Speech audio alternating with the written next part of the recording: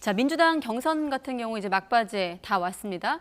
이재명, 이낙연 후보의 기싸움이 치열한데 역시나 대장동 의혹을 놓고 이낙연 전 대표 측이 공세 고삐를 당기고 있는 분위기고 이재명 캠프 같은 경우 이제 훗날을 좀 고려해서 그런지 좀 말을 아끼고 있습니다. 직접 들어보시죠.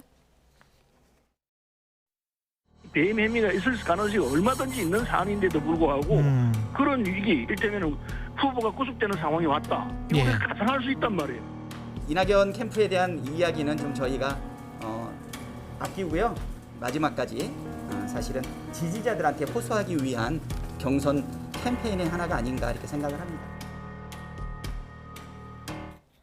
네, 이낙연 후보 측이 뭐 계속해서 공세를 해왔습니다만 조금 더 수위가 높아졌어요. 배임, 나아가서 이제 구속까지 언급을 했거든요. 같은 당 후보에 대한 구속을 언급할 정도가 된다 그러면 마지막 카드를 다 꺼냈다. 뭐 이렇게 좀 생각이 좀 들어요. 그런데 이런 구속이라는 극단적인 단어를 쓰려면 그에 부합하는 어떤 증거라든가 진술이라든가 그러니까 배임을 했다는 그런 명백한 증거를 제시하지 않고서 이렇게 얘기한다는 거는 굉장히 어떻게 보면 금도를 좀 벗어난 그런 수준이 아닌가. 굉장히 안타까운 이 부분이 있다는 생각이 좀 들고요. 저는 이런 차원에서 뭐 결정적 제보가 있다. 제보라는 것은 사실 누구의 주장일 수 있거든요. 그러면 사실상 이낙연 후보 측에서는 이 제보를 사실상 확인해야 돼요. 확인이 안 되면 또는 확인할 능력이 없으면 이걸 얘기를 하면 안 됩니다. 실질적으로 왜냐하면 검증이 안 된 것이기 때문에. 네. 그런데 계속 의혹만 부풀리고 연기만 이제 자욱하게 해놓고서 세상 내놓는 게 없다라고 하면은 그 부분을 오히려 더 신뢰를 안 할 수가 있거든요. 그리고 저는 아직 뭐 이 3일이 남았고 승패를 누가 어떻게 될지 모르지만 진짜 이기는 사람도 잘 이겨야 되지만 지는 사람도 잘 져야 되거든요. 이게 마무리를 어떻게 잘하는가가 굉장히 중요한 것이고 이것이 경선 이후에는 또 시간이 필요해서 그렇지 다 제자리로 돌아갑니다. 이 과정 속에서 이낙연 후보 캠프의 어떤 자리매김이 원만하게 되려면 이런 문제들도 잘 관리를 할 필요가 있겠다 이렇게 생각합니다. 네, 이기는 사람도 잘 이겨야 되고 지는 사람도 잘 져야 된다 이런 말씀이 좀 귀에 들어오는데 지금 이낙연 캠프 측에선 당 지도부에 대한 불만도 좀 여과 없이 노출하고 있는 상황이거든요.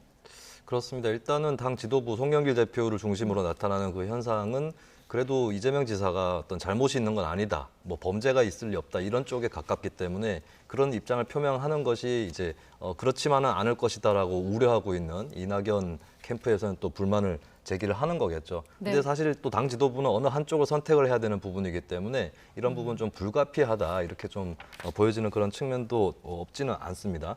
근데 어쨌든 지금 이 모습을 보는 것이 사실 아까 얘기 나왔던 서른 의원 같은 경우는 서른 의원도 굉장히 힘들 거예요. 그러니까 서른 의원이 꼭 경선을 이기기 위해서 억지를 쓴다라고 볼 수도 있겠지만 한편으로는 당이 잘못될 수도 있다라고 하는 위기감 이런 것 때문에 마음이 힘들 수 있거든요. 근데 중요한 것은 그것을 보는 국민들은 조금 더 힘들 수 있습니다. 왜냐하면 제보가 들어와 있다 하고 약간 겁이 나는데 이게 어디까지가 진실이고 어디까지가 정치적 의도인지 이런 것들은 국민들이 가늠하기 어려운 거거든요. 이런 부분들을 좀 내다보지 못하고 경선 레이스를 오면서 막판에 이르러서 너무 급하게 많은 것들이 응집이 되고 또 마치 어떤 그 여권 내에서 암투처럼 비춰지는 이런 부분들이 나타난 거에 대해서는 좀 우리 정당의 경선 문화라든지 당내 어떤 정파 구도라든지 이런 것들에 대해서 총체적인 성찰, 반성이 좀 필요한 부분이 아닌가. 마치 정말 끝을 향해 달려갈수록 다른 당 사람처럼 싸우는 이거는 어느 당의 특정 문제가 아닙니다. 네. 예, 이런 문화에 대해서 좀 돌아봐야 될 것 같습니다.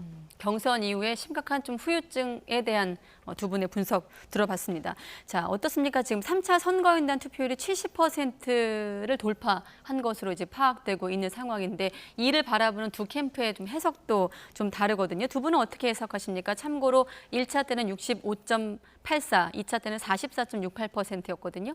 그러니까 이게 이제 두 가지로 우리가 볼 수가 있어요. 그러니까 양측이 우리가 소위 풀 모빌라이제이션이라고 전면적인 동원을 한 결과다 이것이. 네. 그래서 이 투표율이 올라갔다. 뭐 이렇게 볼 수도 있는 것이고 또 하나는 이미 이제 승패는 거의 윤곽이 드러났다. 그래서 승자에게 힘을 몰아주기 위해서 우리가 소위 말해서 편승 투표라고 그러죠. 밴드웨고닝하는 그런 투표 경향을 이제 강화하는 그러니까 당원 전체 또는 지지자 전체가 사실상 승자에게 결집하는 그런 어떤 차원에서 투표율이 올라갔다. 뭐 이렇게 두 가지로 해석이 가능한 겁니다. 그렇지만 제 개인적인 의견은 이래요. 지금 우리가 어떻게 산술적으로 봐도 이게 역전이 되기는 그렇게 쉽진 않거든요. 그런데 역전의 의지가 그렇게 아무리 뭐 크다고 해도 뭐 전면적으로 지금은 이낙연 후보의 지지자들이 갑자기 증폭이 돼가지고 이렇게 나오기는 좀 쉽진 않거든요. 그래서 네. 저는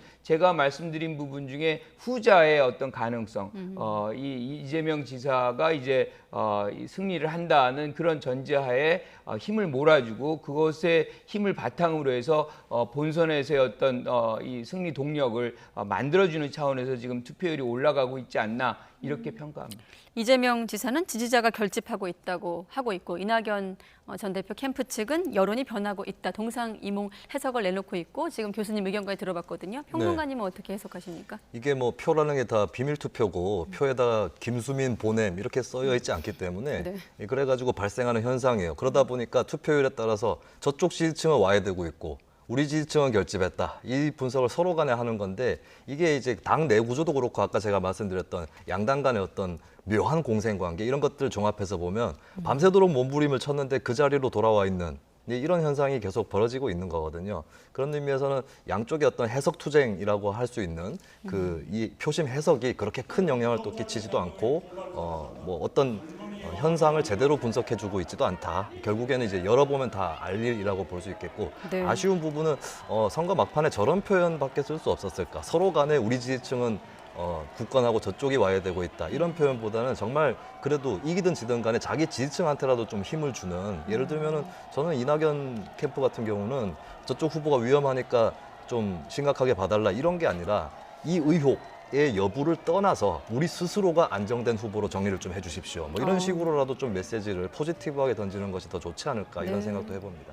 오늘 두 분 모두 어떤 정당 차원에서 선거 대응 방식에 있어 좀 질적인 차원에 대한 지적을 하고 계시네요. 눈여겨볼 대목들이 있었습니다. 자, 지금 이준석 대표 같은 경우도 이제 이낙연 전 대표를 언급하면서 특검과 연관시키기도 했는데 이준석 대표가 이낙연 후보를 언급하는 건 어떻게 해석할 수 있을까요? 그러니까 지금 제가 듣기로는 이낙연 후보를 지지하고 있는 의원들이 이 특검에 협조를 해서 특검을 이제 받아들이는 것이 지금 이 장면에서 대장동 특검이죠. 이것을 받아들이는 것이 필요하다. 일종의 이제 이간이죠. 이제 분열책인데 저는 이 부분은 좀 적절하지 않다고 생각을 해요. 왜냐하면 지금 다른 당에서 사실 경선이 벌어지고 있는 거잖아요. 그런데 거기에서 갈라치기 하는 다른 당, 야당의 대표가 이게 아무리 지금 특검을 원하고 특검을 통해 가지고 뭔가 이 새로운 국면을 열어가려고 하는 그런 계산이 있는 것은 뭐 이해는 하지만 지금 경선이 막 이루어지고 있는 그 장면에서 다른 당 대표가 그런 언급을 한다는 거는 우리가 이제 정치 도의라는 것도 있고 상도의라는 게 있잖아요. 네. 이거는 좀 적절치 않다는 생각이 좀 듭니다. 네. 자, 그럼 김기현 원내대표 행보까지 좀 듣고 나서 또 평론가님께 질문 드리도록 하겠습니다. 김기현 원내대표가 경찰청 국가수사본부를 항의 방문했는데요. 왜 갔을까요? 우리가 무슨 폭력배예요? 그러시면 안 되죠. 뭐. 우리가 뭐 폭도도 아니고 테러리스트인가요, 우리가? 아니 지난번 그 국수본부장은 국무총리가 부르니까 뭐 냅다 달려가지고 90도로 인사하더만 이렇게요. 국무총리가 부르면 불려가가지고 90도로 인사하는 게 국수본부장이에요. 그런데 야당의 원내대표가 뭐 패스한다고요? 네, 앞서 교수님께서 그 상대당의 경선 와중에 상대당 후보를 언급한 것은 좀 적절하지 않다라는 말씀하셨고 지금 김기현 원내대표 행보까지 보셨는데 이 내용 다 포함해서 네. 국민의힘의 이번 최근 대응 어떻게 평가하십니까? 이준석 대표가 이낙연 후보에게 제안을 한 거는 만약에 될 것이라고 의도하고 기대해서 제안한 거면 될 리가 없는 거였습니다. 왜냐하면 이번 경선 기간에도 이낙연 후보가 소위 수박이라는 공격을 받았어요. 아는 빨갛다, 국민의힘 같다. 사실 저는 이재명 후보 지지자들도 그렇게 공격을 하면 안 되는 거였다. 왜 그런 사람이랑 같은 당을 했느냐라는 질문을 받을 수밖에 없거든요. 근데 어쨌든 간에 이게 어느 정도는 먹힐 수 있는 거였고 이낙연 후보가 타격을 입었을 겁니다. 그렇다면은 그 상대 당의 대표의 제안이 얼른 응한다 이런 일은 있을 수가 없는 거거든요. 그럼 거꾸로 이제 이런 경우에 의심할 수 있는 게 그럼 또 무슨 의도를 가지고 제안을 했단 말이냐 했을 때 아까 김 교수님 말씀하셨다시피 이관계 아니냐라고 하는 그런 말까지 나오게 만들었다. 이건 좀 책임이 있다고 보여지고요. 네. 그리고 김기현 원내대표는 저는 전략은 괜찮은데 전술이 안타깝다는 생각이 듭니다. 왜냐하면 저는 항의 방문을 할 수 있다고 봐요. 이번에도 사건 대응이 경찰에서 늦은 측면이 분명히 없지 네. 않거든요. 충분히 먼저 할 수 있는 것인데 뒤늦어진 이 부분에 대해서는 항의를 하면 됩니다. 뭐 수사 본부의 그 일을 하고 있는데 항의를 하는 게 아니라 그 대표자라고 할 수 있는 사람들 항의를 하면 되는데 근데 불필요하게 저렇게 충돌을 하게 되면은 일단은 무조건 국민의힘은 경찰을 의심하는구나.